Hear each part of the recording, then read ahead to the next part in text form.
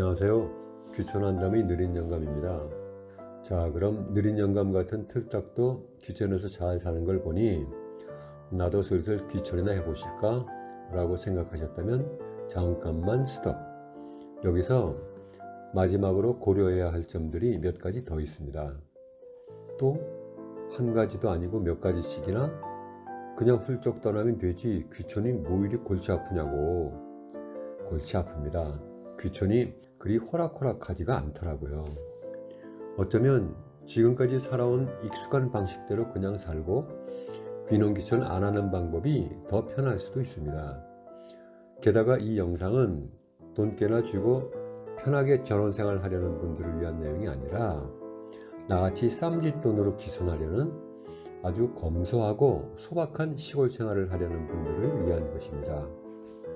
막상 귀촌했는데 여러가지 골치 아프고 예상치 못한 문제들 때문에 도저히 시골에서 살지 못하겠다 싶을 때, 경제적으로 넉넉한 분들은 시골에서 살다가 그 정도 집값 좀 있으나 마나 그냥 버리듯 빈집 팽개치고 올라오면 그만입니다. 하지만 그렇지 않은 분들은 고생하다가 적응하지 못하면 집은 안 팔리지, 돈은 없지, 서글픈 마음으로 폐가 만들어 놓고 올라와 아이들에게 눈치 보며 얹혀 살거나 이사갈 집도 없고 얹혀 살 아이도 없는 분들은 집이 팔릴 때까지 무력감과 고통 속에서 버티다가 인생의 제2 황금기가 무참히 날아가 버리게 됩니다. 이러니 무엇보다 신중한 결정이 우선 되어야만 합니다. 결정을 내리기 전에 충분한 시간을 갖고 고심한 후 그래도 가야겠다, 귀촌은 나의 꿈이다 하는 분들은 계속 이 영상을 봐주시기 바랍니다.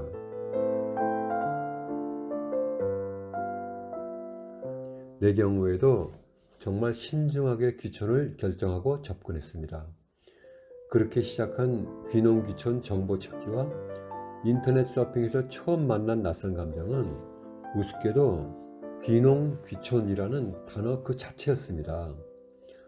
인터넷에 떠돌아다니는 귀농귀촌이라는 그 두 단어에는 시골이라는 풍경과 함께 자다 일어나 함께 눈을 뜬 아무렇지도 않고 예쁠 것도 없는 마누라 얼굴을 멍하니 보며 느끼는 느긋하고 평화로운 느낌이 없었습니다. 오히려 도시의 차가움과 비정함, 냉정하게 정리되고 계산된 냄새가 수상하게 흘러나왔고, 귀농귀촌하려는 이들 향해 겨누어진 부동산 장사의 묘한 상술과 달콤한 독이 발리워진 화살들이 질비했습니다. 귀농귀촌하려고 어리버리하고 있는 멍청이들을 향해 총구를 겨누고 있는 스나이퍼들의 숨죽인 호흡이 곳곳에 숨어 있었습니다.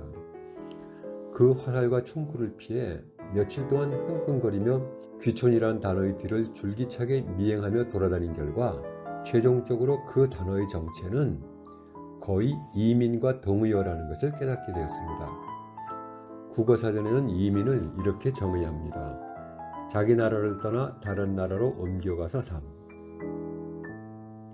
수십 년을 기다리다가 코앞에 다가온 귀촌은 30분쯤 느린 손목시계를 차고도 신경을 쓰지 않고 오히려 한 박자 더 느린 그런 수도분한 시골 가서 살자 하고는 다른 것이었습니다. 그건 거의 이민이었습니다. 자기 나라를 떠나 다른 나라로 옮겨가서 사는 것.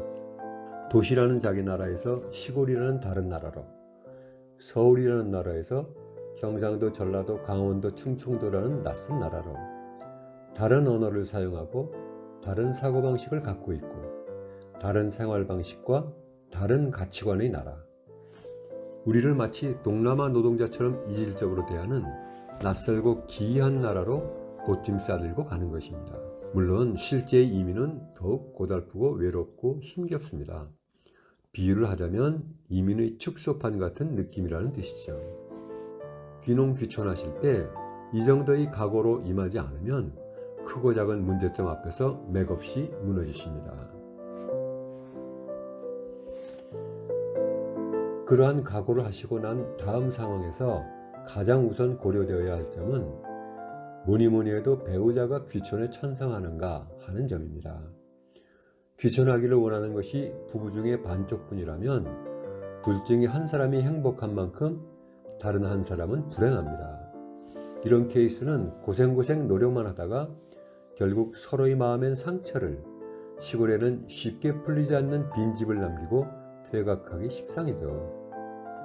이렇게 한쪽은 시골 생활, 한쪽은 도시 생활을 고집하는 경우에는 시골 읍 정도의 아파트에서 생활하며 조금이나마 도시 생활의 편리함을 유지하면서 근처에 밭을 사서 농막을 지어놓고 지내는 절충안을 고려해 봄직합니다. 물론 이 경우엔 5천만 원으로 귀촌하기는 불가능하죠. 다음 고려할 점은 시골의 소음입니다. 조용한 시골에 웬 소음? 하며 뜻밖이라 생각하실 텐데 그건 시골에 대한 일반론적인 환상 때문입니다. 물론 시골에는 저 푸른 초원 위에 그림 같은 집만 있는 것이 아니라는 것을 대부분 잘 알고는 있지만 그래도 시골에 대한 비현실적인 환상들이 적지 않습니다. 시골에는 청아한 상메아리 소리만 들리는 것이 아니고 농번기에는 새벽 6시부터 경운기 트랙터 등의 엔진 소리가 새벽잠을 깨트립니다. 새벽 6시는 시골이 아침입니다. 새벽이 아니라는 말씀이죠. 농번기엔 더 말할 나위 없습니다. 그 시간에 동네 이장님은 짜자자자잔 하면서 산천 초목을 울리는 뽕짝을 산골 구석구석 치렁치렁 틀어놓고 아무 공지도 없이 10여 분간 음악 감상을 시킵니다. 이 음악을 듣고 잠을 깨라는 이야기죠. 있을 때 잘해, 있을 때 잘해, 으쌰 신나지 않냐고요? 관광버스 타고 도쿄박수 치면서 난리를 칠 때는 신날지 모르겠는데 잠도 덜 깬 상태에서 새벽부터 들려오는 뽕짝 소리는 누워있는 몸을 사정없이 두들겨대는 몽둥이처럼 잔인합니다. 귀를 막고 견디다 결국 벌떡 일어나서 세수를 하게 되는데 그때쯤 한나아진 듯한 이장님의 쌩쌩한 목소리가 들려옵니다. 마이크 테스팅 1, 2, 3 안녕히들 주무셨습니까? 나는 잘 못 잤습니다. 근본 농협에 신청하신 그 시기하고 뭐 시기를 왜 다들 수령 안 하시고 말이야? 그 비슷한 시간에 옆 동네 이장님 목소리도 먼 메아리가 되어 들려옵니다. 안녕히 들들들들들들 주무셨습니까? 까까까까까 금번번번번번 농협협협협협. 영상으로 보시면 재밌게 생각할 수도 있겠지만 처음엔 적응하기 쉽지 않습니다. 소음 이야기가 조금 더 남아있는데 너무 길어지니까 다음으로 넘어가겠습니다. 오늘은 여기까지입니다. 다음 월요일과 목요일에 뵙겠습니다. 구독과 좋아요 부탁드리겠습니다. 고맙습니다.